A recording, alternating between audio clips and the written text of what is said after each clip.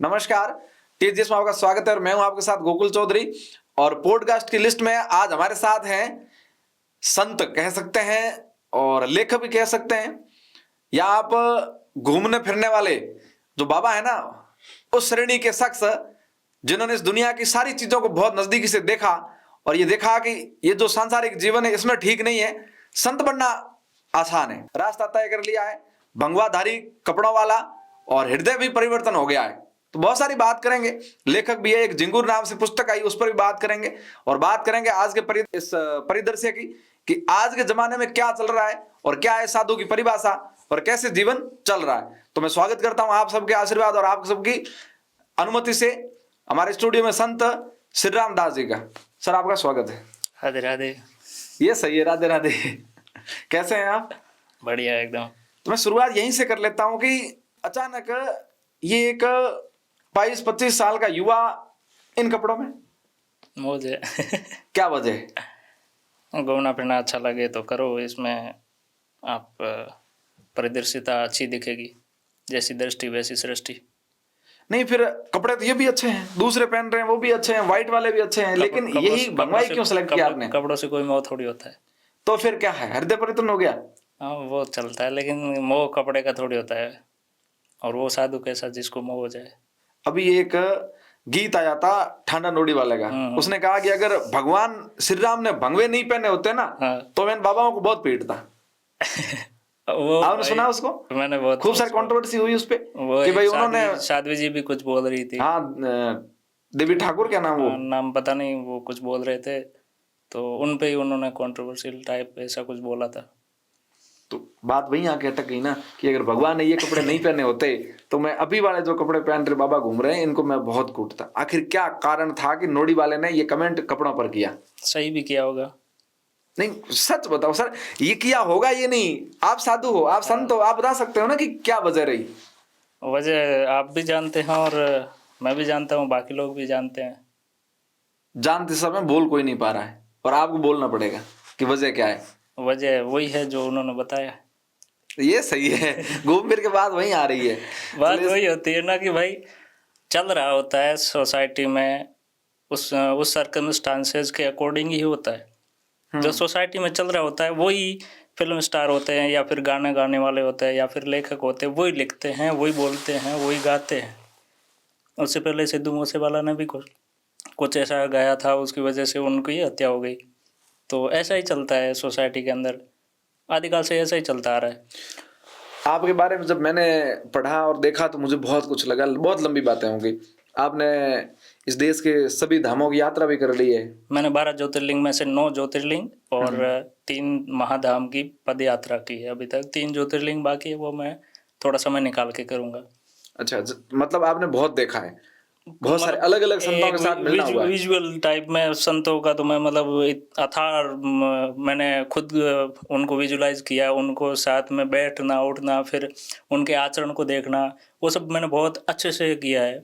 तो फिर तो बताओ ना कि जो नोहड़ी वाले ने कहा कि भाई अगर ये जो बाबा है ना, ये बड़े बड़े जेट में घूमते हैं, बड़ी रईस जिंदगी जी रहे हैं, लेकिन ये फर्जी हैं, इस पर आप क्या कहोगे? सही है। तो फिर आप बाबा क्यों बने हो? मेरे को ये कोई कपड़ों का वो थोड़ी है कि भाई बाबा बने हैं तो कपड़ों का ये मोह। मैं तो यूनिवर्सिटी भी जाता हूँ, यूनिवर्सिटी के जो पार्टनरशिप अदर यूनिवर्सिटी के साथ में होती है वहाँ भी जाता हूँ, तो मेरा ड्रेसिंग सेंस यूनिवर्सिटी के अकॉर्डिंग होता है। ड्रेस कोड अब मैं सोसाइटी के अंदर हूँ तो मैं पंथ के अकॉर्डिंग चल रहा हूँ, बाकी यूनिवर्सिटी का काम होता है तो मैं नॉर्मल आपकी तरह भी रहता हूँ। आप कह रहे हो कि नोहड़ी वाले ने जो कहा वो सही कहा। सही। अगर उन्होंने सही कहा तो इस देश के साधु संत जो हैं जिन पर ये सवाल उठ रहे हैं उनको क्या चीजों में सुधार करने का आवश्यकता है? उन्होंने सब पे थोड़ी बोला है, उन्होंने उन्हीं को ही बोला है जो इस प्रकार के फर्जीवाड़े में लिप्त होते हैं। सोशल मीडिया पे तो बागेश्वर धाम का भी रील के अंदर फोटो वायरल हो रहा है। बहुत सारे ऐसे बाबा जो ट्रेंड में होगा, ये जो लामे पर्ची, ये जो पर्ची लाने वाले हैं, तो पर्ची ज्यादातर तो बाबा बागेश्वर नहीं, पब्लिक में ये जो बहुत चला है इनका, तो क्या ये भी फर्जी है? आप मिले कभी बाबा बागेश्वर? नहीं, कभी नहीं मिले। कभी विचार है मिलने का? नहीं, ऐसा मुश्किल ही है, शायद, क्या पता। संभव नहीं है? नहीं, मिल नहीं सकते या इच्छा भी नहीं है? संभव तो सब कुछ है, दुनिया में सब कुछ संभव है। यदि पैदा हुए हो तो मरोगे भी, मरने के बीच में आप जो भी करना चाहो कर सकते हो। अच्छा, तो आपसे मैं एक सवाल पूछ लूं कि ये जो पर्ची वाला मामला ये सही है या आप क्या बताओ? समझते हैं। क्या बात करते हो बाबा जी, आप बताओ ना कि सच क्या है। बाबा जी का मामला ये है कि भाई कुछ सोसाइटी को गवर्न करने के लिए एक पॉलिटिकल विंग होती है, वही अपने अकॉर्डिंग काम करती है। विंग जैसा चाहेगी वैसा ही सोसाइटी को गवर्न करेगी, मतलब समाज को एक संगठित करने का या फिर उसको चलाने का प्रयास करेगी। कोई भी शासन तंत्र आता है तो उसी अनुसार ही काम करता है। तो ये भी कुछ गलत नहीं कर रहे, लेकिन आज के सापेक्ष में ऐसा गलत दिख रहा है, लेकिन आज के 50 साल बाद में जाके देखोगे तो कुछ नहीं दिखेगा और अच्छा। कुछ भी याद भी नहीं रहेगा। ऐसा कुछ नहीं होगा।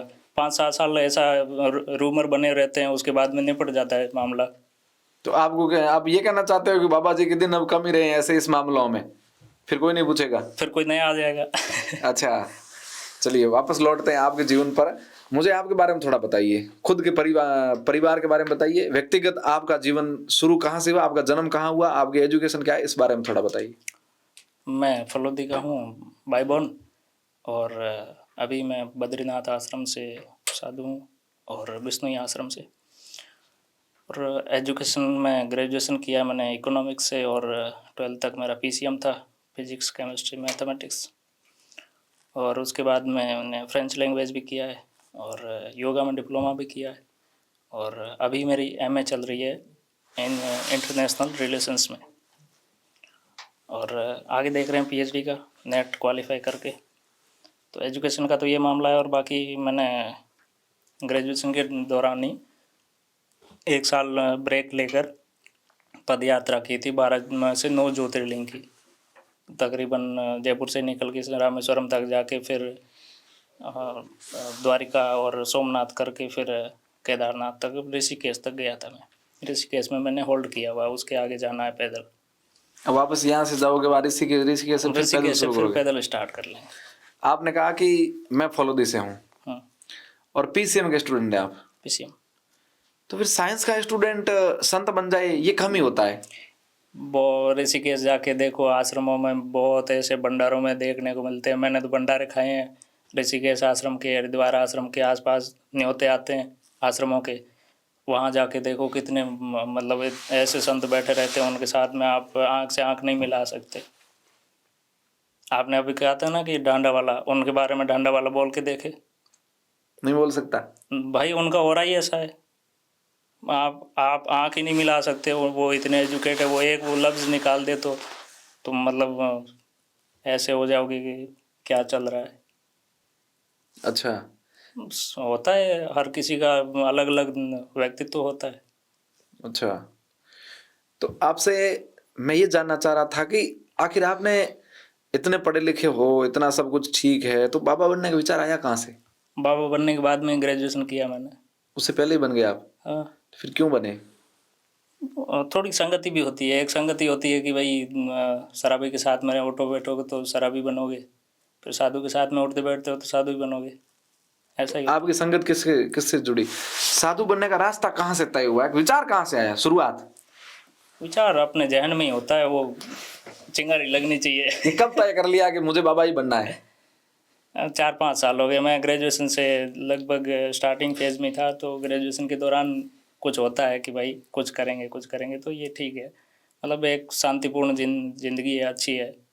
कितने भाई बहन थे आप?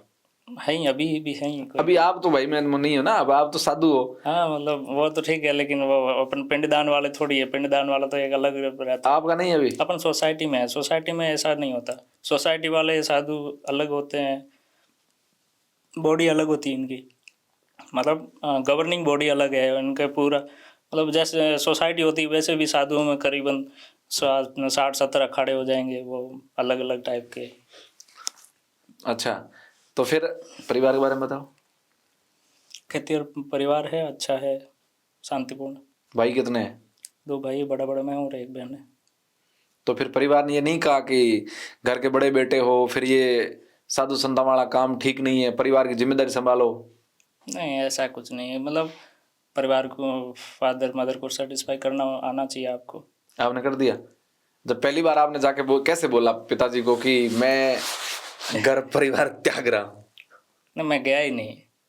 मैं एजुकेशन में था, फिर इधर निकल लिया, फिर गया ही नहीं। मतलब कभी घर नहीं गए वापस? नहीं, वापस गया नहीं। तो उन्होंने कभी फोन करके संपर्क करने का? अब फोन आते हैं, बात भी होती है। फिर पीछे आए नहीं कभी? वो समझाना भी नहीं आए कभी? अब समझे तब ना। वो समझ नहीं रहे?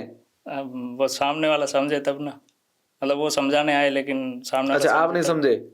हाँ, तो कुछ मतलब फितरत होती है कि नहीं समझा सकते किसी को। उन्होंने आपको कहा? हाँ, कहते हैं, कौन नहीं कहता है, कौन नहीं कहेगा। फिर क्या कहा था? मैंने कई ऐसे साधुओं का इंटरव्यू किया है, वैसे भी पहले 3-4 मैंने, तो उन्होंने कई ने ऐसा बताया कि मेरे परिवार के लोग मेरे सामने आके कई बार रोने लग गए थे, मोह इतना है कि त्याग नहीं सकते हैं, लेकिन मुझे तो हर किसी का रहता है, ऐसा थोड़ी कि भाई किसी का मोह नहीं होता। जो सांसारिक है उनका मोह रहेगा, किसका नहीं रहेगा। और मोह तो उसका नहीं होता कि भाई ठीक है, ये कपड़े पहन लिए तो भी ठीक, दूसरे पहन लिए तो भी ठीक, ये कर लिया तो भी ठीक, वो कर लिया तो भी ठीक। मतलब मोह त्यागना साधु होता है। फिर आपने जब ये त्याग दिया तो आपकी माता श्री ने आपको क्या कहा था? अंतिम शब्द क्या कहा था जब आपको अंतिम बार मुलाकात हुई तो, फेस टू फेस? मुलाकात तो अभी नहीं हुई है, लेकिन बात होती है। आप साधु बने उसके बाद वापस माता जी से कभी मुलाकात नहीं हुई? एक बार पुष्कर आए थे, मैं उस टाइम पैदल यात्रा में ही था। तो पुष्कर में आ गए थे, काफ़ी 7-8 लोग थे, और वो पुष्कर दर्शन भी हो गया उनका, और मैं भी वहीं मिल लिया, और वहाँ से चले गए वापस वो भी। तो क्या कहा था आपको? मुझकर ठीक है, हाँ। बेटा जा, आशीर्वाद है। दादाजी भी आए थे, दादी भी आई थी, 2-3 लोग और भी आए थे, और यही कि ठीक है, अच्छा है। अब बन गए हो तो फिर अब वापस? यूटर्न का तो मुश्किल ही होता है, कई बार होते भी था ना यूटर्न। वो फिर कुछ कंडीशंस रहती है। आखिर क्या विजन लेकर आप संत बने हो? विजन तो देखो टाइम के अकॉर्डिंग होता है। आज का मान लो साल भर के ड्यूरेशन में विजन कुछ अलग होगा, नेक्स्ट ईयर कुछ अलग होगा, ड्यूरेशन अलग होती है। तो फिर आप अब साधु बन गए हो तो आपकी शादी नहीं हुई? वैसे चाइल्ड मैरिज टाइप में कुछ अपने इधर चलते ही रहते हैं बिश्नोई जाटों में, तो उस टाइप से तो चलता है। चाइल्ड मैरिज हुई तो उसको आप मैरिज नहीं मानते? उसको मैरिज किस टाइप से मानने अपन, कुछ मतलब बाल विवाह? हाँ, ऑर्थोडॉक्सिटेरियन कुछ होता है, रूढ़िवादिता कुछ नाम की होती है, आपने सुना होगा कि ए रूढ़ लोग है, या फिर आप मारवाड़ी में कहवा ना कि ए तो रूढ़ी विचारधाराओं प्रभावित है कि यूं ही कर यूं ही ना डाय ना डाहे, तो भाई बेहतर तरीके हुए गणे हुए। तो फिर वो उन्होंने ससुराल पक्ष ने संपर्क नहीं किया? मैंने खुद ही किसी से नहीं किया, अच्छा, करना भी नहीं चाहिए ऐसी कंडीशंस में। क्या बात कर रहे हो? होता है।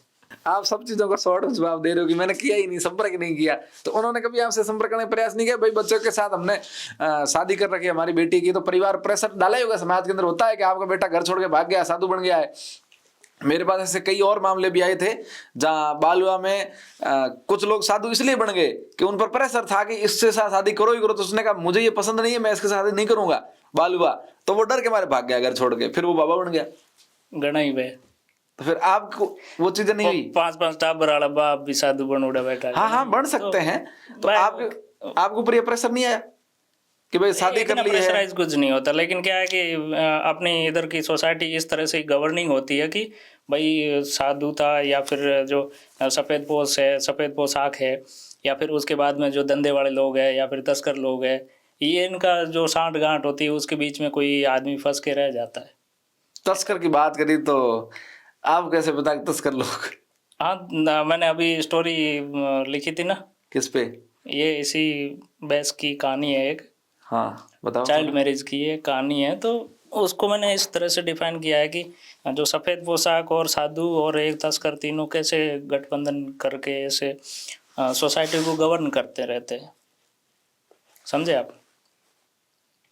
समाज को एक दिशा देने में इन्हीं तीनों का एक हुजूम होता है, उसके अनुसार ही चलता है समाज। समाज ये कह रहा है कि तस्कर की क्या औकात है, तस्कर कौन पूछता है? तस्कर की एडवाइस कोई थोड़ी लेते हैं।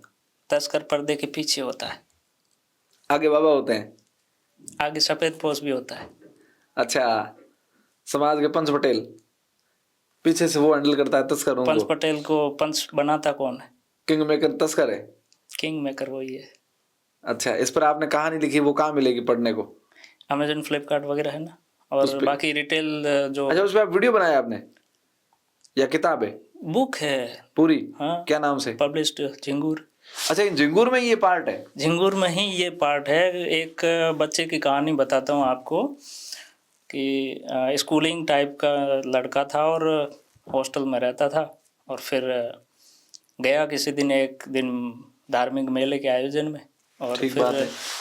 धार्मिक मेले के आयोजन के दौरान एक लड़के को और साथ में ले लिया स्कूल से ही। दोनों थोड़ा नटखट थे और चलते गए तो काफ़ी हॉस्टल से दूर था, हॉस्टल से भाग के गए थे। भाग के जाने के बाद में वापस आने पे कुटाई भी होती है हॉस्टल में। ठीक है। और हॉस्टल करीबन 500-800 लोगों का था, मतलब बच्चे लोग। तो उस दौरान क्या है कि उस बच्चे ने मेला भ्रमण किया, दूसरे दिन रुकने का प्रयास किया वहीं कोई आश्रम वगैरह धर्मशालाओं में। तो वहाँ धर्मशालाओं में देखने को मिला कि उसके साथ में मतलब अभद्रतापूर्ण व्यवहार किया गया। जैसे लड़का गया, एक थोड़ा ब्रीफली बताऊँ तो लड़का जाता है आश्रम में पूछने को कि रुकने को जगह मिलेगी। तो लड़का 8वीं 10वीं का, तो लड़के को बोला कि ठीक है। उसके साथ में भी था लड़का, तो वो सामान रख के आया वापस उसको दूसरे को लेने कि भाई जगह मिल गई है। तो गए दोनों। दोपहर का समय था, शाम तक सो गए, काफ़ी थके हुए थे घूमते फिरते, पीछे भाग के आए थे तो वो डर और था। फिर अचानक दूसरा लड़का था वो चला गया बाहर भ्रमण के लिए। वापस शाम के टाइम भ्रमण से वापस आया, उससे पहले उसके साथ में कुछ मतलब एक साधु का हो या फिर पाखंडी का हो या कुछ और, उसने कुछ अभद्रतापूर्ण व्यवहार किया। अभद्रता मतलब कि यौन आवृत्ति की तरफ। आप शब्दों की गरिमा को समझे तो इतना काफ़ी होता है हर किसी के लिए। फिर पता चला कि कमरा बंद था। कमरा बंद था, उसके बाद में बाहर से अंदर से जो अब आवाज़ें आने लगी ज़्यादा, रोने बिलखने की, तो बाहर से किसी ने कुंडी बजाई, देखा कि कौन है अंदर। फिर बाहर से और बजाई किसी ने, जब तक अंदर से कोई जवाब नहीं आया तब तक। फिर तीसरी बार बजाई तो लड़का भाग गया वहाँ से। बाहर आदमी खड़े को देखा, एक सफ़ेद साफा बांधे आदमी खड़ा था, बड़ी मूँछों वाला। तो उसको देख के भाग गया कि होगा कोई। लेकिन उसके सामने बाहर निकलने के बाद में उसकी वो मतलब दरख्वास्त कर रहा था कि भगवान ने बहुत अच्छे समय पर भेजा उसको, कि वो उसने दरवाज़ा खटखटा दिया। मतलब डर एक इस प्रकार का उस लड़के के अंदर कि समझ नहीं पाया कि क्या करना है क्या नहीं करना है। फिर एक स्थिति होती है कि लड़का जिए या मरे। लड़का था, मतलब एक कह सकते हो कि उसके लिए वो लड़का पैदा होना भी एक नासूर था कि एक लड़का भी पैदा हो गया, उसके बाद में लड़का भी इस तरह की यौनाचार की आवृत्तियों में लिप्त, और वो भी किसी एक अशिक्षित साधु या फिर पाखंडी की तरह, समझ। तो ये आवृत्तियाँ कुछ हद तक समाज में विकसित हो रखी होती है और समय के साथ में कुछ दूर भी होती है। लेकिन ये मैंने कहानी जो लिखी, आगे बताओ, पूरी कहानी बताओ। अच्छी है, मजा आ रहा है। शुरू मजबूरी में किए थे लेकिन अब मजा आ रहा है। तो उसके बाद में जब बच्चा बाहर निकला तो दूसरा वाला मिला नहीं। उस समय मोबाइल शुरुआती थे एंड्रॉयड, और उसने कॉल किया, कहाँ है तू, ये है वो है, तू ऐसा तू वैसा, बात किया। लेकिन उसका ज़्यादा देर तक फ़ोन चला नहीं, डिस्चार्ज था, और बात नहीं हो पाई सामने वाले लड़के से जो साथ में आया था। फिर थोड़ी देर में पता चला कि वो लड़का सामने ही आ रहा है और दोनों मिले। उसने कहा कि मैं बैग लेने जा रहा हूँ। उसने कहा कि मैं दोबारा उस जगह जाऊँगा नहीं। वो बैग लेके भी नहीं आए, मतलब सर्दियों का समय और कंबल वगैरह भी लेके आए थे, लेकिन वहीं छोड़ के आ गए, क्योंकि वापस जाना मतलब एक मगरमच्छ के हाथ में, मतलब दांत में हाथ डालना, वैसा उस समय प्रतीत हो रहा था। फिर वो नहीं गए और मेला भ्रमण के दौरान मेले की दूसरी जगह जाके सो गए रात को। दूसरे दिन मेला था। मेले में हजारों लाखों लोगों की भीड़ के बीच में वो दोनों एक कबूतर की तरह। और शाम को सोए कैसे? किराए की रजाई में। मेले में किराए की रजाई, और किराए की रजाई में वही मतलब धूल के अंदर वैसे ही। उसके बाद में दूसरे दिन एक लड़का और आया, उनका कोई सहपाठी था जो 2 क्लास सीनियर था, और वो स्कॉलरशिप लेता था। मतलब 12th के बाद में, मैथमेटिक्स के बाद में स्कॉलरशिप मिल जाती है, तो वो काफ़ी मतलब पैसे वाला था उस टाइम। तो वो लड़कों के पास में पैसे नहीं थे, और उनके पास वो लड़का जो आया उसके पास पैसे थे। उन्होंने दूसरे दिन खर्चा किया, लेकिन उसको कुछ बताया नहीं कि क्या हो रहा है क्या नहीं हो रहा है। फिर पता चला कि शाम के टाइम वापस जाते टाइम वो उसने कहा कि आप बस से चले जाओ, मैं दूसरे साधन से जाऊंगा। शाम को चले गए दोनों हॉस्टल। वापस गए तो और कुटाई हुई। अच्छा, हॉस्टल में दबा के। मतलब 2 दिन पता नहीं चला कि कौन भाग के गया था। फिर किसी ने शिकायत लगा दी कि हाँ, मतलब होता है ना कि गुस्से में होता है कुछ, तो उन्होंने शिकायत लगाई कि हाँ ये दोनों ही थे, गए हुए थे मेले में भाग के। वापस आए तो दबा के कुटाई हुई। फिर 5-7 दिन में मामला निपट गया। पूरी कहानी देखने के लिए तो किताब पढ़नी पड़ेगी। ये कहाँ मिलेगी? अमेजन, फ्लिपकार्ट। वहां पे जाके खरीद सकते हैं। क्या रेट है इसकी वहाँ? 250 रुपये के आसपास। 250 रुपए में। हाँ। अब तक झिंगुर कितनी सेल हो चुकी है आपकी? 20,000। 20,000। कितना टारगेट लेके चल रहे हो? अनलिमिटेड, जितना चाहो। जितना चाहो। इसका दर्शक की एज ग्रुप क्या है? 18+। 18+ से खरीद के पढ़ सकते हैं, उससे नीचे नहीं? नीचे का मटेरियल नहीं है। अच्छा, और इसमें क्या ऐड किया है आपने इस कहानी के अलावा? ये तो आपको मतलब एक आंशिक तौर पे बताए।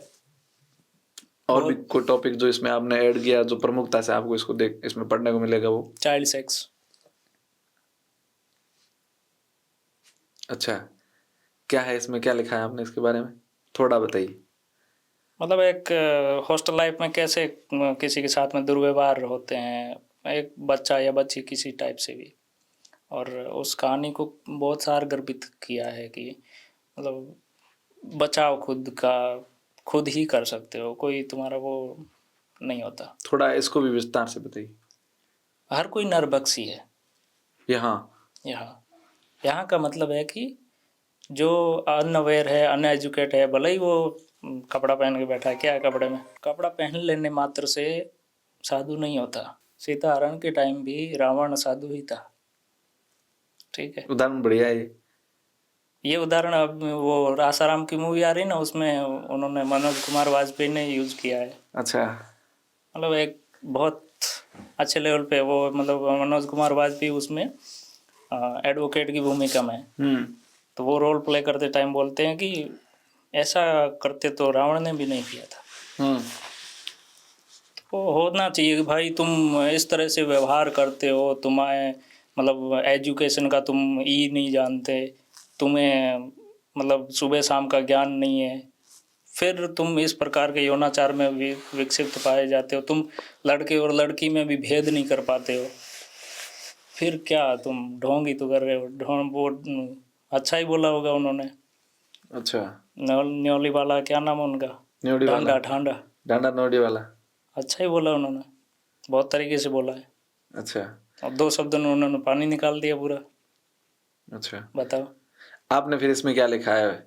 चाइल्ड सेक्स को लेकर के आपने क्या लिखा है? क्या है जो समाज को ध्यान रखने योग्य बातें हैं, जो जिनके बच्चे बाहर हॉस्टलों में पढ़ते हैं या बाहर पढ़ते हैं उनके लिए इसमें आप कह रहे हो कि कुछ चीजें बहुत अच्छे से, बहुत अच्छे से। तो हमारे इस चैनल के माध्यम से आप कुछ बातें बताओ जो लोगों के काम आ सके, कि लोग भी, अगर मेरी ऑडियंस है वो ऑडियंस 18 साल से 35 तक की है, क्योंकि हमने सारे पॉडकास्ट आज तक पढ़े लिखे लोगों के किए हैं, इसलिए अच्छा है ना कि आपके साथ में वो ऑडियंस जुड़ी रहे।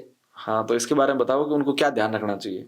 होना चाहिए कि भाई आप जब हॉस्टल में रहते हो बच्चे के पेरेंट्स के नाते, या फिर जाते हो आप पेरेंट्स के नाते, जब जाते हो तो आपको सब कुछ दिखता रहता है कि कहाँ कौन से हॉस्टल में क्या एक्टिविटीज़ होती है। बच्चों के साथ में बहुत यौनाचार ऐसे कुछ रहता है, और बिगड़न की वो प्रवृत्ति भी वहीं से ही पैदा होती है। और ज़्यादातर आपने देखा होगा कि डॉन भी निकलते हैं या फिर तस्कर निकलते हैं, वो भी हॉस्टल से ही निकलते हैं, या तो यूनिवर्सिटी के हॉस्टल से निकलेंगे या फिर स्कूल के हॉस्टल के सहपाठी निकलेंगे और फिर आतंक मचाए रहते हैं। देख लेना आप, किसी की भी बायोग्राफी उठा के देख लेना। मारवाड़ रीजन के जितने भी जो पढ़ने के बाद में जो बाहर आ रहे हैं ना, वो हॉस्टल के निकलेंगे या फिर स्कूल ग्रुप में निकलेंगे या फिर यूनिवर्सिटी के निकलेंगे। अच्छा, मैक्सिमम यही चांस रहते हैं। बाकी तो देखो सोसाइटी किस तरह से अपने आप को गवर्न करती है, वो तो खुद अपने आप का लेखा जोखा लेके चलती है। सोसाइटी एक रूपरेखा तय करती है। आपने उसमें क्या लिखा है चाइल्ड सेक्स को लेकर के जिंगूर किताब के अंदर? वही कि अब प्रसंग वही था कि एक बाबा और बच्चे के साथ। कहाँ से उठाया आपने ये कहानी तो मिलती है ना। कहाँ से लाए? कहानी ये सच है, कहानी है समाज के अंदर? सच है, एकदम 100% दावा कर दो। अच्छा 100% अच्छा। प्रूफ के इससे साथ। बचाव का क्या उपाय है कि जो बच्चे बाहर पढ़ते हैं, जिनके बचाव ही तो उपाय है। क्या क्या करना चाहिए बचाव के लिए? Awareness, कैसे अवेयर कैसे होना educate। चाहिए? एजुकेट। पढ़ने वालों के साथ ऐसा हो रहा है? पढ़ने बड़े होने के बाद में नहीं, जो 12 से नीचे के स्टैंडर्ड के होते हैं ना, काफ़ी कुछ ऐसे। एक सीकर का इंसिडेंट था, तो उसमें 2 साल पहले का था। तो उनमें मतलब बच्चे के ज़्यादा किसी को पता चलने के बाद में उसने सुसाइड कर लिया। कैसे? ऐसे कि मतलब एक को पता चला, दूसरे को पता चला, तीसरे, चौथे, पाँचवें, सातवें, आठवें, 10वें को पता चलने के बाद में उसने फिर सुसाइड करना पड़ा खुद को। मतलब इतनी मेंटलिटी नहीं, मैच्योर नहीं होती कि मरने के बाद में कुछ नहीं होता, लेकिन उसको रहता है कि मर गया तो ठीक है, बस मैं तो नहीं देख पाऊंगा, मैं तो नहीं देख पाऊँ। मतलब खुद की वो सुसाइड की होती है प्रवृत्ति, वहाँ से ही जन्मती है कि भाई एक इंसल्टिंग मैनर्स आते हैं उसमें। फिर वही चीज़ें रहती है कि यार कितना कुछ हो जाने के बाद में वो सुसाइड करने पर मजबूर हुआ होगा। आपने जिंगूर किताब कितनी प्रिंट करवा रखी है एडवांस में? 15,000 पहले करवाई थी, 5,000 बाद में करवाई। 20 तो सेल हो गई। 20 सेल हो गई और 10 अभी करवा रखी है अभी। तो ये किताब लिखने का आइडिया कहाँ से आया? किसने कहा कि महाराज जी आप किताब लिख दीजिए? वो खुद के मैनर्स होते हैं। किसी के संगत में इतना भी मैं नहीं रहता हूँ कि भाई कोई दूसरा मेरे को गवर्न करे। अच्छा। दूसरा मेरे को संचालित करे तो मेरी क्या भूमिका। अच्छा, फिर ये कब सोचा, किस साल की बात है कि आपने तय किया कि मैं इस विषय पे एक किताब लिखूंगा? मैंने यात्रा होल्ड करने के बाद में बैठा था, यूनिवर्सिटी में था, राजस्थान यूनिवर्सिटी जयपुर। तो लाइब्रेरी में बैठा बैठा यही तो काम होते हैं। विचार आया ऐसा? कहानी अच्छी हो तो लिख डाल। कितना समय लगा इसको लिखने में? 2-3 महीने लिखने में, थोड़ा टाइम दिया, कुछ रिसर्च के साथ में, कुछ आइडियाज़ के साथ में, किसी को पूछना, बात करना। ये मतलब सोसाइटी के रूमर्स चल रहे होते हैं ना कि आज क्या चल रहा है, आज क्या चल रहा है, उसके अकॉर्डिंग। आपने हॉस्टल विजिट किए इसको लिखने को लेकर के? मैं तो खुद हॉस्टल का ही जीव हूँ। नहीं, उस समय तो थे, लेकिन ये जब झिंगूर लिख रहे थे तो आपने इन चीज़ों को देखा? उस समय तो देखा काफ़ी जगहों पर, लेकिन मैं तो 7th क्लास से ही हॉस्टल में रह रहा हूँ। अच्छा। मैं 7th से 12th स्टैंडर्ड तक ही हॉस्टल में ही था। अच्छा। मैं तो पूरा तय तक जानता हूँ कि क्या होता है, क्या नहीं होता है। अच्छा, तो फिर अब झिंगूर जो खरीद रहे हैं ना लोग, उनका क्या रिव्यू आ रहा है वापस? बहुत अच्छे अच्छे लोगों के रिव्यू जा रहे हैं। क्या आ रहा है? अभी लिचू मारवाड़ी है ना। हाँ, हमारे भाई लिच्छू है। ये लिच्छू कैसे हैं भाई साहब आप? अभी बोला था कि भाई तुमने यार वो, मतलब वो मेरे को भाई ऐसे बोलता है तो कि भाई यार तूने डांडा न्योली वाला का काम कर दिया आधा से ज़्यादा। मैंने कहा कैसे? तो बोला कि यार मैंने तो अभी पढ़ ली थी, पहले तो काफ़ी टाइम हो गया बुक तो लिए हुए आपसे, तो मतलब बीच में मैं पढ़ नहीं पाया था। कल परसों में बात हुई तो बोले कि भाई उनका काम पूरा कर दिया तुमने। क्या बात है। तो आपने ये संतों पर किताब लिख? हर किसी पे थोड़ी लांछन थोड़ी है। नहीं, वो समझ गया आपकी बात को कि भाई हर बाबा ऐसा नहीं है, सभी बाबे सही भी नहीं है। तो आपके लिखने का मतलब यही है ना इसमें? इसका मतलब आसाराम भी सही है क्या? मैं तो तय नहीं कर सकता ना तो किसी को सही गलत। मेरे पास वो राइट ही नहीं है कि मैं किसी को सही या गलत साबित करूं संतों में।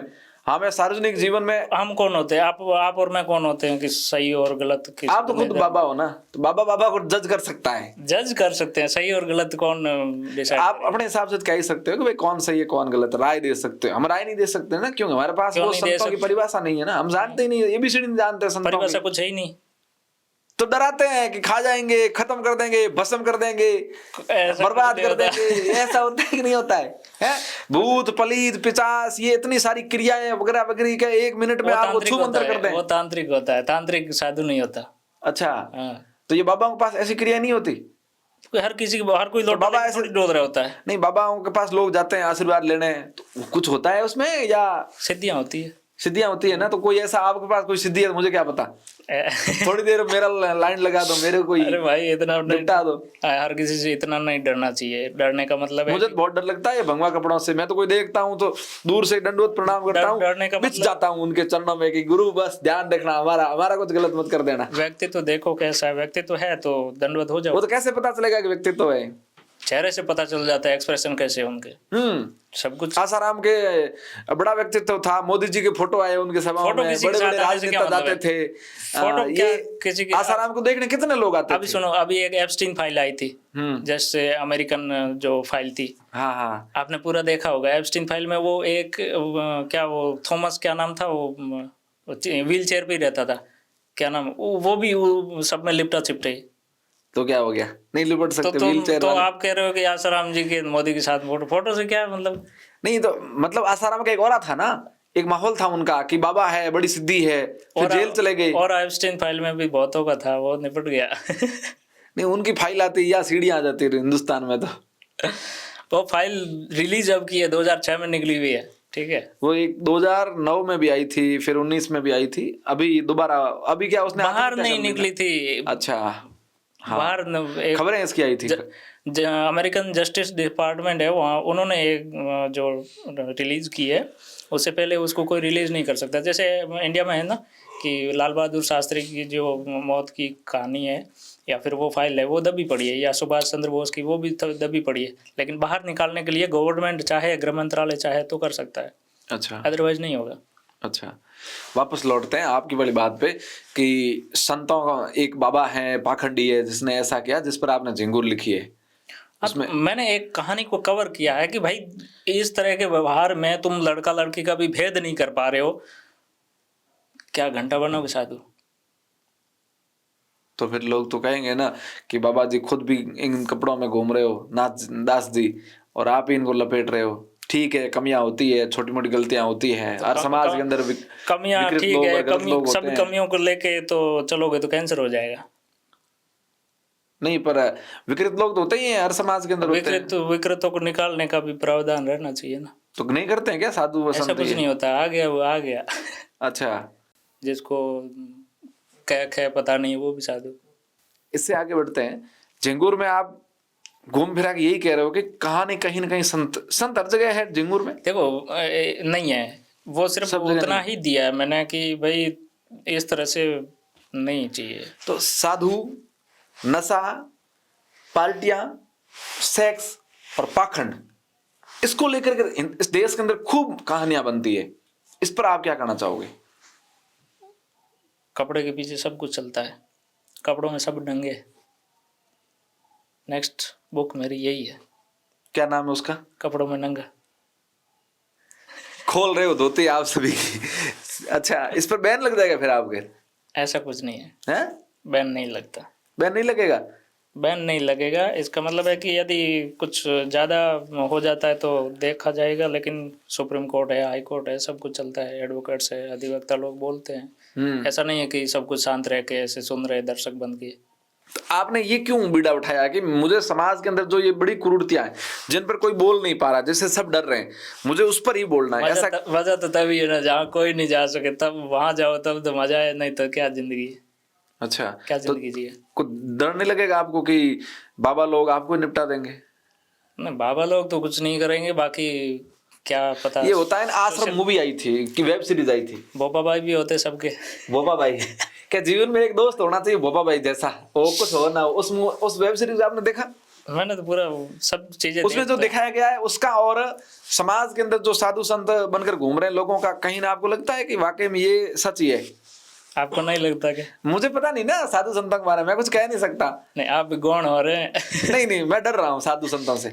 मौन होना चाहते हैं कि हाँ, मैं साइलेंट मोड पे चुप रहा हूँ ना, ऐसे यूं करके नींद लाऊं।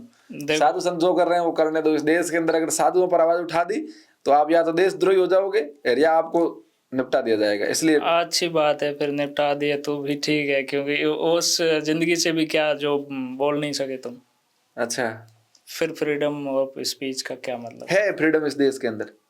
क्या पता, मैं जीवित रहूं तो देख लेना। ठीक है, उम्मीद करते हैं कि आप जिंदा रहें और आप इसी तरह समाज के सामने ये दृश्य लाते रहें।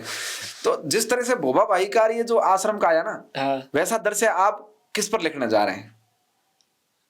ऐसा कुछ नहीं है कि किसी पे एक सिंबॉलिक हो, सिंबॉलिक नहीं है। अच्छा मतलब एक ऐसे कह सकते हैं कि ये कहानी पात्र जो है वो काल्पनिक है, और काल्पनिकता कुछ भी हो सकती है। ठीक है, ये बात होगी नेगेटिव। अब आते हैं पॉजिटिव। साधु का व्यवहार कैसा होना चाहिए आपकी नजर में? साधु कौन, जिसको समाज के अंदर इज्जत दी जाए, मान सम्मान मर्यादा दी जाए? साधु का व्यवहार कैसा?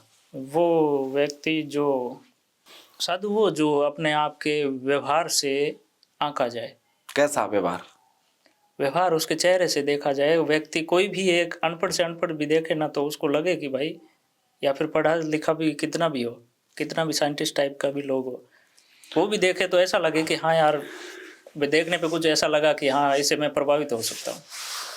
साधु यदि प्रभावित नहीं कर पाए तो उसका व्यवहार कैसा? बहुत साधु शॉर्ट कर दिया गुरु, हो गया तो सस्ते में निपटा दिया आप। सस्ते में थोड़ा खुलकर बताओ, लोग समझ पाए। हमारे दर्शक इतने आपकी तरह 15 भाषाओं के ज्ञाता थोड़ी ना, 12 धाम करके घूम के थोड़ी ना है। नहीं, भाषाएं तो इतनी नहीं की है, लेकिन 15 आपके मुंह से निकला है तो हम करेंगे। नहीं, ये आपके पास नॉलेज है ना, वो चीज कम शब्दों में आप समझ सकते हो, लेकिन हमारी ऑडियंस विस्तार से समझना चाहती है कि साधु यानी कि क्या, साधु यानी कि कैसा, जीवन को बदल दे। कैसे बदले? साधु दूसरे के जीवन को बदलाव नहीं कर सके तब तक वो साधु नहीं है। साधु अपने व्यवहार से दूसरे के व्यवहार में परिवर्तन ला सकता है। आप किसको आइडल मानते हैं? मैं गुरु जाम्बू जी को। अच्छा, तो यही बात कर लेते हैं। विष्णु समाज गुरु जम्बेश्वर महाराज के दिए गए 29 नियमों पर चल रहा है आज भी? कोई भी नहीं चल रहा, कोई भी नहीं चल रहा। No ones. ऐसा कैसे कह सकते हो आप? सबको एक कुछ डंडे से कैसे चला सकते हो? मैंने ऐसा बहुत सारे विष्णु समाज एक के डंडे से हाँकना नहीं होता है। कुछ साधु है जो चलते भी हैं, अच्छा है, उनका व्यवहार भी अच्छा है, उनके ऑरा भी अच्छा है, उनके व्यवहार से लोग परिवर्तित भी होते हैं, लेकिन उन पे उंगलियां भी उठाई जाती, तो ठीक है, कोई बात नहीं, वो तो हर किसी की लाइफ में उठती है। लेकिन आज का जो सापेक्ष है ना, वो बिल्कुल भी वैसा नहीं है जैसा पहले था। अच्छा, अब पहले कैसा था वो हमने जी कर तो नहीं देखा है, लेकिन हमने वेदांत कथाओं में सुना ही है, लोगों से सुना, बड़े बुजुर्गों से सुना, उन्होंने उनसे जो बड़े बुजुर्ग थे उनसे सुना होगा। लेकिन हम तो इतना कह सकते हैं कि पहले जो परिदृश्य बातों में दिखाए जा रहे हैं वैसा आज के दौर में नहीं है। समझे? नहीं है। नहीं, बिल्कुल। पहले में अब में फर्क क्या है? आधुनिकता उस दौर की आधुनिकता अलग थी, आज की दौर की आधुनिकता भी आधुनिकता ही थी।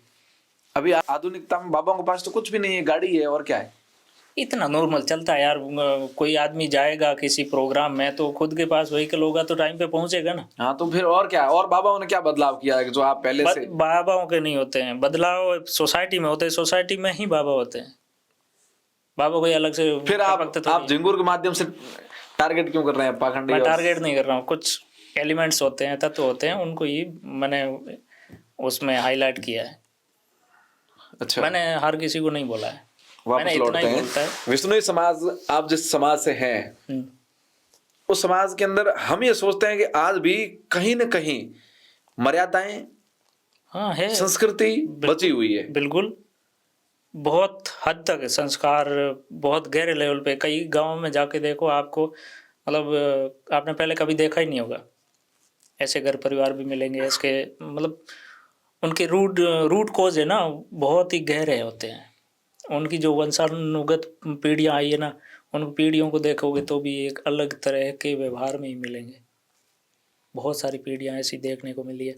मैं तो मतलब 4 साल हो गए, मैं आपको बताऊं कि जितना भी मैं घूमा हूँ ना, हर दिन नए आदमी के घर में भोजन करना, हर दिन नए आदमी के पास में रुकना, हर नए 10-15 लोगों से मिलना, उनके व्यवहार को देखना, उनका जो आचरण है उनको देखना। मतलब होता ना कि भाई तुम वहाँ से आए हो, तुम्हारा मतलब गांव कौन सा है, गांव से पहले विस्थापित गांव कौन सा था, कौन गोत्र के, क्या है क्या नहीं है, किस तरह से। मैं तो हर एक कास्ट के घर में रुका हूँ। अच्छा। मतलब जितने भी मारवाड़ में जातियाँ पाई जाती है, उनके लगभग जो देशावर में रहते हैं उनके घर में रुका हुआ हूँ, खाना खाया हर जगह। यात्रा के दौरान तो हर जगह मैं अलग अलग जगह पे रुका हूँ। कोई खास किस्सा जो आप सुनाना चाहें कि आपकी यात्रा के दौरान एक ऐसी बात हुई जो वाकई में आपको भी अच्छी लगी और समाज उससे सीख सकता है? ऐसा सीखने का तो मेरी यात्रा पूरा वृत्तांत पूरा सीखने को ही है। अच्छा। वृत्तांत हमेशा सीखने को ही होता है, लेकिन पूरा अभी अपन डिस्क्लोज अब इस टाइम में भी नहीं कर सकते। लेकिन ठीक है कि अच्छा रहता है कि तुम किसी जगह को ऑब्जर्व करते हो और चल कर करते हो तो उसका ऑब्जर्वेशन अलग ही निकलता है। तुम्हारा जीवन उसी अनुसार ही चलता है, आचरण के अनुसार ही। तो आप ये बता रहे हो कि मैंने बहुत सारे परिवारों अलग अलग समाज के लोगों के घर पे स्टे किया है, तो आपको कौन से समाज आज भी लग रहा है कि वो पुरानी संस्कृति को लेकर खड़ा है? नहीं, ऐसा तो डिफाइन नहीं कर सकते, लेकिन रूट कोज अच्छे हैं बहुत लोगों के। अच्छा। आप यात्रा करते हो हाँ। तो किसी से रास्ता पूछते हो कि भाई ये रास्ता कहाँ जा रहा है? मैं इंडिया की पूरी मैपिंग कर रखी है, कौन सा जिला कितने किलोमीटर की डिस्टेंस पे कितनी दूरी रहेगी, कौन सी रोड रहेगी, road number, national highway number कितना है, क्या है, पूरा ऑब्जर्व कर रखा है, पूरा पढ़ रखा है। पूछने की जरूरत नहीं है? मुझे किसी की जानकारी की ज़रूरत नहीं रहती। अच्छा। विष्णु समाज को आप क्या मैसेज दोगे आज के समय में कि भाई ये चीजों को थोड़ा सा ठीक करने की आवश्यकता है, बाकी आप 21-19 नहीं हो? 21 ही है ऑलरेडी, लेकिन क्या है कि कुछ होता है ना कि लालच। अभी जो आपने देखा कि 19 तारीख को हुआ था वो पार्लियामेंट टाइप में जो मुकाम में, तो उसमें ऐसे लोग भी बोल रहे थे कि हम गोली खा लेंगे। लोग नशे में हैं, लोग नशे में जी रहे हैं, वही मंच पे जाके बोल रहे हैं कि हम ऐसा कर लेंगे, गोली खा लेंगे, अमृता देवी। क्यों नाम खराब कर रहे हो किसी का? वो एक हिस्टोरिकल पर्सपेक्टिव था, उसको यूज करके कुछ भी बोले जा रहे हैं लोग आज के। तो आपका क्या मानना है कि विष्णु को खेत नहीं देना चाहिए सोलर के लिए? खेजड़िया है वो तो उसका पर्सनल जीवन है, लेकिन एक यदि सोसाइटिकल पर्सपेक्टिव से देखा जाए तो उनको नहीं देना चाहिए। आप क्या लगता है खेजड़ी बचेगी? है, इस बिहेवियर से तो नहीं बचेगी। क्या करना पड़ेगा खेजड़ी को बचाने के लिए? बचाने के लिए उनको एक पार्लियामेंट टाइप में जो संशोधन करने चाहिए, अपने बिल प्रस्तावित करने चाहिए। सोसाइटी अपने अकॉर्डिंग गवर्निंग बॉडी बनाएगी तो स्टेट काउंसिल में भी जाएगी और नेशनल काउंसिल में भी जाएगी।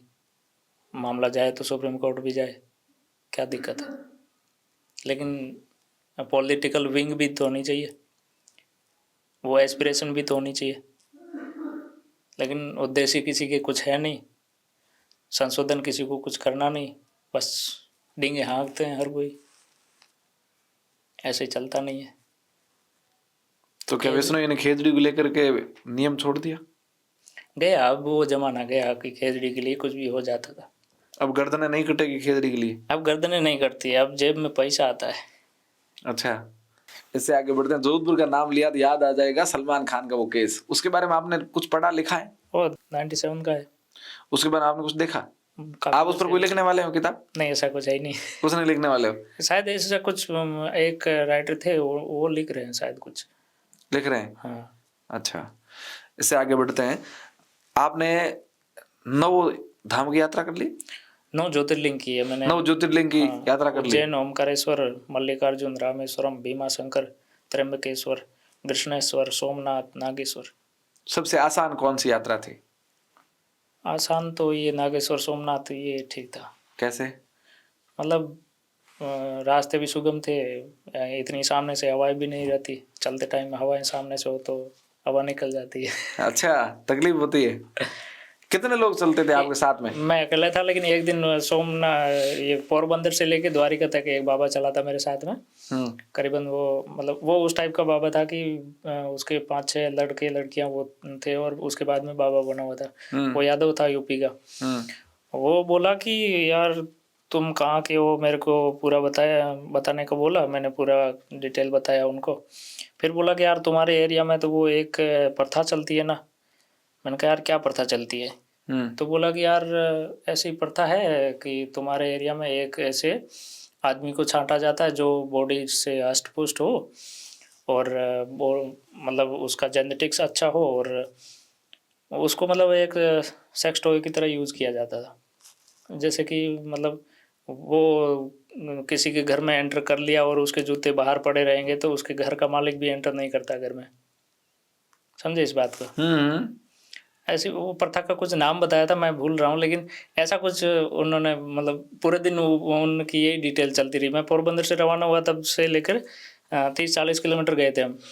तब तक उन्होंने यही बात बताई कि यार तुम्हारे उधर ऐसा है वैसा है, बहुत ही ऐसे प्रचलित चल रहा है। मतलब सब बाबाओं में यही कहासुनी चल रही होती है कि यार उस एरिया में ऐसा चल रहा है, उसके पास में इतनी डिटेल हर एरिया की, कौन से एरिया में क्या चल रहा है, कौन से एरिया में कैसा गवर्निंग बॉडी है, लोकल लेजिस्लेटिव असेंबली कैसी है, हर एक चीज़ का मतलब उसके मैं पहले उससे मिले पहले सोच रहा था कि भाई मैं तेज़ ज़्यादा चल रहा हूँ, मतलब दिन में 40-45 किलोमीटर चल लेता हूँ। उनसे मिलने के बाद में वो चलते थे, मैं दौड़ता था, वो नंगे पाँव थे, मैंने जूते पहन रखे थे। अच्छा, मतलब उनका ऑरा ही कुछ अलग था। उसके बाद में वो नहीं मिले मेरे से। क्यों नहीं मिले? कभी मिलना ही नहीं हुआ। नंबर है? नंबर लिए थे उन्होंने। बात होती कभी बार, लेकिन अभी नहीं हो रही। तो फिर जो ये प्रथा बता रहे थे इसके बारे में आपने उनको क्या कहा? मैंने कहा यार मेरे को पता नहीं। फिर मैंने बड़े बुजुर्गों से वो पूछना चाहा। हाँ, तो क्या यार ऐसा था, ऐसा होता था, लेकिन अभी नहीं है कुछ भी। कब होता था ऐसा? मतलब 50-100 साल पहले तक हो रहा था। ऐसा होता था? हाँ, वो मतलब इस तरह से कि भाई जो जेनेटिक्स होती है ना, उनको सुधारने की तरफ एक कदम था। क्या बात कर रहे हो बाबा जी? ऐसा होता था? हाँ, मतलब कि अच्छे नस्ल वाले लड़के लड़कियां पैदा हो, नस्ल को सुधारने के लिए ऐसा कुछ मतलब चल रहा था। मतलब सोसाइटी के अंदर बहुत कुछ ये होता है। झूठ होगा, सच नहीं होगा भाई। ऐसा कौन स्वीकार करेगा कि किसी की वाइफ के साथ कोई और आके सो जाए? भाई सोसाइटी कुछ भी एक्सेप्ट करवा सकती है। तुम सोसाइटी ऐसा एक्सेप्ट कहाँ करवा सकती है कि एक ऐसा सांड आज आप नहीं, देख पा एक रहे ऐसा सांड छोड़ दे जो सांड किसी के साथ भी फिजिकल हो सकता है, जिसके चाहे मन उसके साथ हो जाए। ऐसा ही चल रहा था। सच में? सच में। वो भाई उसने बताया, उसके अकॉर्डिंग मैंने 5-7 लोगों से और भी तो पूछा था। हाँ, वही सेम ही डिटेल बता रहे। नाम अभी वो प्रथा का भूल रहा हूँ, मैं आपको बताऊंगा। हमारे दर्शकों से पूछ लेते हैं, भाई आपने ऐसा कभी सुना? इस वीडियो अगर कोई देख रहा है तो किसी के पास जानकारी बताना कि इस देश के पश्चिमी राजस्थान में ऐसी कोई प्रथा थी जिसमें शादी होने पर दूसरे गांव का एक ऐसा व्यक्ति जिसको पहले तय किया जाता था, तो जैसे कि बाबा जी कह रहे हैं कि आका हुआ सांड, ऐसा कोई पुरुष था रखा हुआ तो उसको ज्यादा जीवन शैली जीने नहीं दी जाती थी। कितनी? उसको मतलब टैग लगाने के बाद में उसको 2 साल का लाइफ पीरियड होता था। उसको भी पता है कि मेरे को 2 साल बाद में मरना है। अच्छा। उसको बाद में सरेआम मारा जाता था, मार दिया जाता था। 2 साल बाद निपटा दो उसको। क्यों? फिर उसके बाद में कुछ और तैयार करते नया, तो उसके बाद में वो फिर अव्वल दर्जे का हो जाता है ना, उसके बराबरी का भी कोई नहीं होता। तो वो फिर ज्यादा हास लेवल पे चला जाता है। अच्छा, तो लेवल ज्यादा नहीं बढ़ जाए उससे पहले उसको निपटा दो। बताओ जरा, ये कोई प्रथा थी क्या? ऐसी प्रथा हमने तो कोई सुनी नहीं। बाबा जी कह रहे हैं कि हमारे साथ एक बाबा मिले थे, उन्होंने कहा, फिर मैंने मेरे गांव में कुछ लोगों को पूछा, परिचित थे उनको, तो उन्होंने कहा ऐसी प्रथा 100-200 साल पहले थी। अगर ऐसी थी तो बताइएगा, हम तो इसका सिरे से खंडन करते हैं कि हमने ऐसी प्रथा के बारे में कभी सुना नहीं। सुना तो मैंने भी नहीं था उनके पहले। हाँ, तो अपने जनता से पूछ लेते हैं। अपन थोपेंगे नहीं ना, पूछ लेते हैं सच क्या था। सही बात है। मुझे लगता है कि अफवाह हो सकती है, ऐसा सच नहीं हो सकता। आगे बढ़ते हैं। रिटर्न में ऐसा कुछ नहीं मिला मेरे को। नहीं मिला, लिखित में कहीं नहीं मिला। यूनिवर्सिटी में भी मैंने काफी ट्राई किया था, बहुत लोगों से मिला हूँ, प्रोफेसरों से भी मिला हूँ, लेकिन उन्होंने खंडन किया कि भाई रिटर्न में ऐसा कुछ नहीं है। लिखित में ऐसा कहीं नहीं है। हाँ, वो दंत कथाओं में भी सब चल रहा होता है, लोगों के बीच में रूमर ही टाइप में। अच्छा, हो सकता है, पता नहीं, झूठी है, बाकी जनता तय कर लेगी क्या है। कमेंट आएंगे, पढ़ लेंगे क्या है सच्चाई। इससे आगे बढ़ते हैं। इस यात्रा के अलावा और कोई किस्सा जो आप हमारे दर्शकों को सुनाना चाहते हैं? बहुत अच्छे किस्से हैं। एक आधा और सुना दो।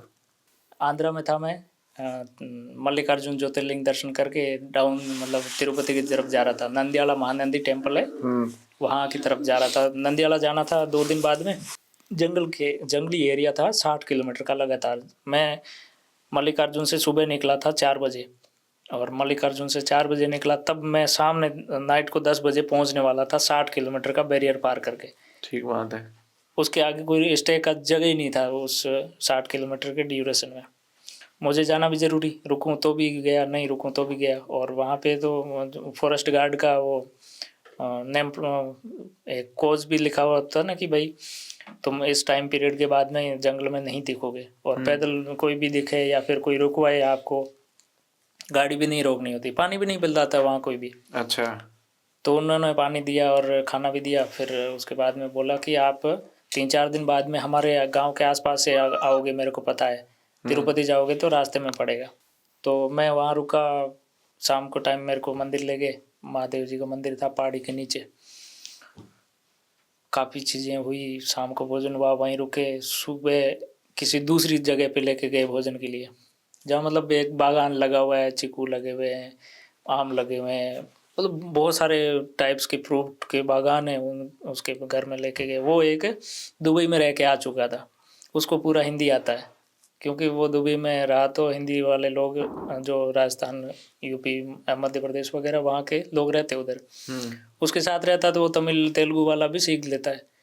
तो उसने हिंदी में काफ़ी चीज़ें बताई मेरे को, बोलता है, वो उनसे तेलुगु में ट्रांसलेट करता है। वो घर वाले कुछ और पूछते, वो उनको बताता है, वो हिंदी में ट्रांसलेट करके मेरे को बताता, मैं उनको बताता। फिर वो 3-4 टाइप का चलता रहा। सुबह का खाना वहाँ किया, दोपहर का किसी और के घर किया, शाम का किसी और के घर, 2-3 दिन रोक लिया उन्होंने। 8-9 जगह का खाना किया। और इतना मतलब ऐसी जगह जहाँ मेरे को कोई एक्सपेक्टेशन नहीं कि भाई मैं वहाँ रुकूंगा, वहाँ जाऊँगा, यहाँ जाऊँगा। न मेरे को जानते न पहचानते, लैंग्वेज के बैरियर इतने कि भाई डर भी रहता है कि यार कोई आदमी क्या समझ लेगा, और क्या तुम्हारे साथ कोई भी अनहोनी भी हो जाए, कर जाए। डर ऐसा रहता है कि यार तुम बोलना कुछ और सामने वाला कुछ और समझ जाए, तुम्हें पता नहीं हो कि तुम जो बोल रहे हो उसका शब्द का कुछ मतलब अलग भी निकल सकता है। तो एक ऐसा ही कुछ तमिलनाडु में और था। तो तमिलनाडु में बिश्नोई और जाट ये अपने मारवाड़ी काफ़ी रहते हैं। तो उनको मैंने बोला कि मैं फ्लाईओवर पार करके आ रहा हूँ। तो उसको मैंने बोला कि अपन मारवाड़ी में बोलते हैं ना, पुलिया पार करके आ रहा हूँ। तो उन्होंने बोला कि तुम तमिलनाडु आ गए हो, तुम तमिलनाडु में ऐसा मत बोलना कि पुलिया पार करके आ रहा हूँ। क्यों, इसका मतलब क्या है? पुलिया का मतलब होता है मतलब एक मेल बॉडी पार्ट का ऑर्गन। अच्छा। हाँ। तो मैंने कहा भाई ठीक है, क्या होता है। और उसको मैंने पूछा क्या होता है भाई, तुम ऐसे पुलिया से कि ऐसे क्या हो रहा है। बोले कूटेंगे यार तुम्हें। तमिल वाले कूट देते हैं। अच्छा, डर नहीं लगा आपको? डर रहता है भाई, तमिलनाडु में एंटर करने के बाद में थोड़ा डर रहा था, क्योंकि उस टाइम वो लैंग्वेज वाला इशू चल रहा था। और इतना मतलब सन्नाटा सा आ रखा था कि भाई तुम कुछ भी बोल दोगे। मैं उस टाइम गूंगा बन जाता था। हाँ, तमिलनाडु में मैं ज़्यादातर ऐसे कोई रहता ना कि भाई ये कुछ असामाजिक तत्व दिख रहा है, बोलो ही मत, गूंगा बन जाओ, यहाँ ऐसा करते रहो। मतलब वो एक गोलमाल मूवी में है ना, उसकी तरह बिहेव करता था मैं तो। सच में। तो प्रैक्टिस की हुई थी क्या कि नहीं बोले भी रह सकते हैं? नहीं बोले भी रह सकते हैं। मैं तो कोई कहे कि कितनी देर चुप रहोगे, रह ही नहीं सकते, नहीं रह सकते, लेकिन उस असामाजिक तत्व से बाहर निकलने के बाद में तुम बोल सकते हो ना। अच्छा अच्छा। लेकिन उसके सामने बोलो तो तुम क्या तो पता खाते क्या थे आप? खाने में क्या मिलता था आपको तमिलनाडु में? डोसा, सांभर, वड़ा वगैरह सब कुछ। अच्छा। आंध्रा में? यही इडली डोसा ही चलता है उधर तो। अच्छा, रोटी नहीं है उधर? रोटी कम चांस है। हैदराबाद तक ठीक है, रोटी का मामला है। अच्छा। हैदराबाद से डाउन मतलब साउथ में जाने के बाद में थोड़ा बहुत इतना मतलब रोटी का तो रहता नहीं, ज़्यादातर नारियल पानी पे ये चीज़ें चलती है। मतलब आपने सोचा है कि नारियल पानी पे भी दिन निकाल सकते हैं? संभव नहीं है ऐसा। मैंने हैदराबाद से निकलने के बाद में 3 दिन का ऐसा टाइम था मल्लिकार्जुन के बीच में। वहाँ पे कोई नाउन पर्सन भी नहीं था, कोई ऐसी रेस्टोरेंट होटल टाइप के लोग भी नहीं थे। और ऐसे ही रैंडम जगह पे, जहाँ पे एक नारियल का पेड़ होता है, उसके ऊपर कुछ शराब टाइप का कुछ बना लेते हैं, वो कुप्पा टाइप, वो बना मतलब प्लास्टिक का ऐड करके रखते हैं। शाम को सुबह को निकालते हैं और पीते हैं, सो जाते हैं। ऐसे मतलब भांग टाइप में। नारियल में भी ऐसा कुछ निकलता है। नारियल टाइप का एक और भी पेड़ होता है, कुछ लगता है, क्या नाम उसका मैं भूल रहा हूँ। वो भी खाने में ठीक रहता है, मतलब चिकना चिकना टाइप का होता है। तो उससे आप सुबह आपने को वो खा लो। खाया? हाँ, स्वाद में कैसा था? नारियल टाइप का रहता है। अच्छा। नारियल पानी वाला, वो पानी पी के खोल 2-3 नारियल की खा लो, शाम तक भूख नहीं लगेगी आपको। अच्छा। हाँ। तो फिर नारियल काटते किससे थे आप वहाँ? तो वो काट नारियल वाले वो तो खुद बहुत, काट के देते हैं, हाँ, वहाँ होते हैं। हाँ, रोड अच्छा। किनारे बहुत रहते हैं। तो फिर आपने इतनी यात्राएं करी तो पैसा कहाँ से आता आपका? आप तो साधु हो। मैंने यात्रा पैसे के बलबूते थोड़ी की है। भाड़ा तो चाहिए, नारियल खरीदने के पैसे नहीं लगते थे वहां? वैसे 100-200 कोई दे देते थे। कौन देगा, मांग के खाते? मांगा तो अभी तक किसी ने नहीं है, लेकिन कोई मिल जाता था। अगर कौन मिल जाता है ऐसे, आप आंध्रा में जा कह रहे हो कोई जान पहचान वाला नहीं है, वहां कौन मिल जाएगा? तिरुपति के बाद में मिल जाते थे, मतलब ज्यादातर तिरुपति के बाद तो में उनसे मिलते। उससे उनके पहले उनको क्या बोलते हैं आप? जान पहचान वाले तो बोलता नहीं था, जिसके घर में रुकता था वो 1,000-500 रुपए दे भेजते थे। अच्छा, वो काम आ जाते थे। हाँ। बाकी से चंदा नहीं मांगा आपने अभी अरे तक? नहीं, किसी से भीख भी नहीं मांगी? ऐसा तो नहीं है, मतलब एक बार क्या हुआ कि खाना मांगा था मैंने। कहाँ पे? भूख लगी, कुछ है ही नहीं, 2 दिन से ऐसे ही डोल रहा था। एक दिन रात को जंगल के किनारे ही रुका था मैं, मतलब रोड के किनारे ही। तो यार ऐसा ही लगा कि यार कहाँ रुकूंगा, क्या करूँगा। रात को वैसे ही सो गया, सुबह उठा देखा कुछ नहीं था। फिर भाई दूसरे दिन पेट बोल रहा था कि कुछ दे दे भाई। हाँ। तो कुछ देने के क्रम में आया, तो मैंने कहा यार कुछ तो खाना पड़ेगा। तो एक मंदिर के पास ही खाना बनाने वाले वो होते हैं ना, इडली डोसा सांभर वड़ा, तो उससे मैंने डोसा मांगा था। मैंने कहा यार खाया कुछ नहीं है। तो उसको थोड़ा बहुत हिंदी आती थी, तो उधर क्या होता है कि थोड़ा बहुत हिंदी आ रहा है ना तो काम चल जाता है लगभग। लेकिन कई होते हैं जिनको हिंदी आती है लेकिन वो बोलना भी नहीं चाहते हैं। ठीक है, मैंने कहा वो कड़पा के आसपास का था एरिया, कड़पा डिस्ट्रिक्ट है तिरुपति से पहले। तो वहाँ मैंने कुछ ऐसा खाना मांग के खाया था। आपने क्या बोला उनको? उधर तेलुगु में क्या बोलते हैं खाने को, वो भूल गया मैं। उधर मेरे को सिखाया था काफ़ी लोगों ने कि तुम खाना मांगोगे तो ऐसा बोलना है, पानी मांगोगे पन्नी, ऐसा पानी को ऐसा कुछ बोलते हैं। मैं अभी भूल गया, 2-2.5 साल हो गए। अच्छा। तो उन्होंने पानी को, तो क्या फील हुआ जब आपने मांग के खाया? तो कभी अफसोस हुआ कि कितने बड़े घराने से हूँ, अगर ऐसा कुछ नहीं होता। वैवाहिक जीवन में रहता तो क्या ठाट बाट होते, यहाँ रोटी भी मांग के खा रहा हूँ? रोटी तो मांग के खाना ही पड़ता है, क्या है शर्म नहीं है? शर्म किस बात की, रोटी खाना मांगने मांगने की कोई शर्म नहीं आती? अच्छा, वाह गुरु, जोरदार आदमी हो। शर्म खाना मांगने में काहे की। अगर आप कल कहें कि बाबा जी भीख मांग के आप पैसे लाओ, तो आप भीख मांग के ले आओगे? क्या शर्म है, मांग लोगे? हाँ? बर्तन कहाँ आपको मांगने वाला? वो अब बर्तन वाला टाइम काफी चेंज है। अब बर्तन नहीं रखते वो? नहीं ऐसा नहीं वो है। एक रखते हैं ना ऐसे, भिक्षु रखते हैं हाथ में, उसको क्या कहते हैं? विष्णु में ऐसा नहीं है। विष्णु में ऐसा नहीं है? अच्छा, विष्णु में ऐसा बहुत कम है कोई। वैसे आपके संत सारे वीआईपी है? हाँ। है बड़े से। विष्णु में ऐसा कोई नहीं मिलेगा कि तुम मांग के खा रहे हो या फिर तुम मांगने गए हो किसी के घर और फिर खाना खाए हो, ऐसा नहीं मिलेगा। ऐसा नहीं है? बिल्कुल नहीं मिलेगा। अच्छा। हाँ, छूट दी हुई है कि तुम जाओ मांग के खा लो या फिर मांग के ले आओ, कुछ भी कर लो। लेकिन बहुत मतलब जमीर वाले होते हैं, विष्णु साधु ऐसे नहीं है। अच्छा। उसने जमीर वाले साधु हैं कि भाई जिसका जमीर नहीं बोलता वो नहीं करेगा काम। हाँ। आप विष्णु समाज में हालिया जो साधु है ना, जो संत, उनमें किसको सबसे ज्यादा अच्छा मानते हो? ये साधु वाकई में आज भी अपनी परंपराओं को बनाए हुए बैठे? एजुकेट लोग ही आ रहे हैं अभी तो, मतलब जितना ज़्यादातर आ रहे हैं तो 50% एजुकेट ही है। अच्छा। आप किसको ज्यादा प्रेफर करते हो? मैं तो राम शरण जी से मिला था, तो वो तो फिलोसॉफी में PhD भी कर रहे हैं, तो उनका तो और ही अलग है भाई। अच्छा। बोलना चालना व्यवहार, एक चेहरे का बिहेवियर होता है ना, वो चेहरे में प्रेजेंट होता है। आपके चेहरे की लाइनिंग होती है, वो बताती है कि तुम शाम को किस तरह से व्यवहार करोगे, सुबह किस तरह से करोगे। अच्छा। बिल्कुल, चेहरा पढ़ना आना चाहिए। हमें भी सिखा दो ना। कैसे पढ़ना पड़ेगा? एस्ट्रोलॉजी होती है। आप एस्ट्रोलॉजर हो? हाँ मैंने पढ़ा हुआ है, ये मैंने आपको उसमें ऐड नहीं किया था कि तो मेरे बारे में बताओ ना। नहीं, ऐसे मैंने 2 ही आदमियों को अभी तक बताया था, उनका काम हुआ है। तो मेरा बताओ। बताएंगे किसी दिन, आज क्या नहीं, आज बता दो ना। आप देखते हो तो प्रोसेस क्या? अगर आपको हाथ दिखवाना होता है, हाथ दिखवाना पड़ेगा एस्ट्रोलॉजी में? मैं मतलब पब्लिक डोमेन में ऐसा नहीं रखता। मेरे को ऐसे ही किसी ने, मतलब मैं एक आदमी को बता के आया था और फिर 5-6 महीने बाद में वो घटना हुई, तब उन्होंने कॉल किया कि कुछ मामला है। अच्छा। हमारे एस्ट्रोलॉजी बारे में- काफी अच्छा सब्जेक्ट है, यदि पढ़े मैं तो इसको नहीं मानता मत मानो, कौन मनाना आ रहा, कि ये जो कहते हैं वो सच ही होता है। नहीं भी होता।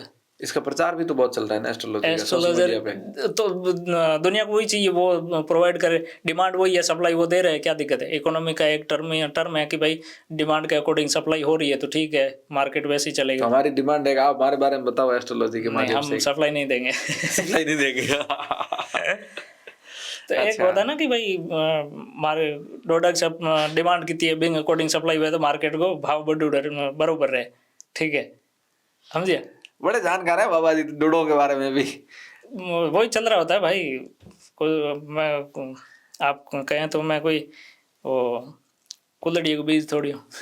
अच्छा, आज के समय में राजस्थान में डोडा पोस्ट की सप्लाई बंद हो गई है। आपको पुलिस ने कहा है कि हमने बिल्कुल नशे पर अंकुश लगा दिया है। कभी नहीं लगा पाएंगे, कभी नहीं लग सकता। कभी नहीं लगा पाएंगे। क्यों? भाई करवा कौन रहे फिर, सप्लाई गेम कहाँ से हो रहा है। अच्छा छोड़ो, जब नहीं हो रहा है तो फिर इस पे बात ही क्यों करें। आपके जीवन में ऐसा कोई व्यक्ति जिससे आपको सीखने को मिला हो, प्रेरणा मिली हो? वैसे आध्यात्मिक तौर पे तो है, लेकिन एक आदमी ऐसा भी है जो आध्यात्मिकता में नहीं है, लेकिन मोहन जी खिलेरी अच्छा आदमी है। कहाँ के? इधर सांचौर जालौर साइड के, लेकिन बिजनेस पर्सन है। मतलब इतना बिहेवियर इतना अच्छा था कि हद से ज़्यादा। विष्णु समाज के ज्यादातर लोग अच्छे ही होते हैं। ज़्यादातर इतना तो मैं नहीं मिला हूँ, मतलब मैक्सिमम लोगों से थोड़ी मिला हूँ मैं।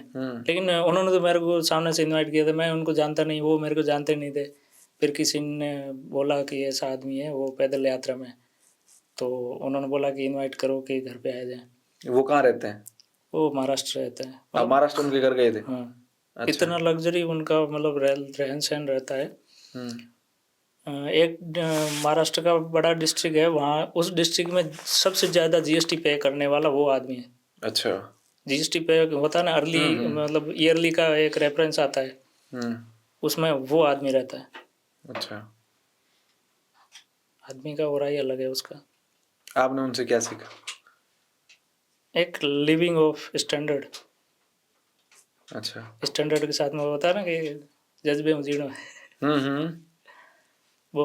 अच्छा, इसके अलावा और कोई जीवन में जिसने आपको सीख दी हो या कभी गाली दी हो? घना ही दे। किसने?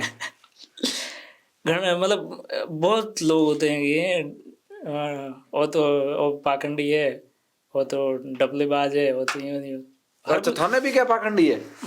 मैं के मतलब होने को बनी उड़ो। नहीं नहीं, आप तो अभी आए हो ना। तो होते हैं काफी लोग पीछे यूं ही करते हैं। हाँ। अच्छा। तो होता है, कोई ऐसा नहीं है कि जिसको कोई मतलब अच्छा या बुरा नहीं बोल सके। सबके बारे में बोलते हैं, बुरा भी बोलेंगे, अच्छा भी बोलेंगे, बुरा ज्यादा बोलेंगे। हैं? हाँ। अच्छा। अच्छा साधु किसी के बारे में निंदा करते हैं? नहीं, ऐसा नहीं, निंदा नहीं करते। हाँ। अंतिम जाते जाते आप हमारे दर्शकों को क्या कहना चाहोगे, युवाओं को क्या सीख दोगे झिंगुर पुस्तक के माध्यम से? झिंगुर पुस्तक के माध्यम से तो awareness is your most of key to success your life. Awareness आपके जीवन की सक्सेस की सबसे बड़ी चाबी है। अवेयरनेस बहुत जरूरी है, जागरूकता। Awareness, education, education in right way, सही दिशा में। सही दिशा में। अच्छा। एजुकेशन तो गौशाला चलाने की भी वे, हम्म। एजुकेशन देश चलाने की भी होती है, दोनों में फर्क होता है। मैं किसी को छोटा बड़ा नहीं, बुरा नहीं कह रहा हूँ, सही बात है। मतलब मैं ये कह रहा हूँ कि एजुकेशन का राइट वे कौन सा है आपके लाइफ में, ये हार्ड वर्क है, जितना करोगे उतना पाओगे। अच्छा, ये थे हमारे साथ झिंगुर पुस्तक के लेखक और युवा संत। बहुत जल्द एक और पॉडकास्ट रिकॉर्ड करेंगे, इंतजार करिए। इस वीडियो को शेयर कीजिएगा और हमारे स्टूडियो में पधारिए, उसके लिए आपको बहुत बहुत धन्यवाद। राधे राधे। राधे राधे, जय हिंद, नमस्कार।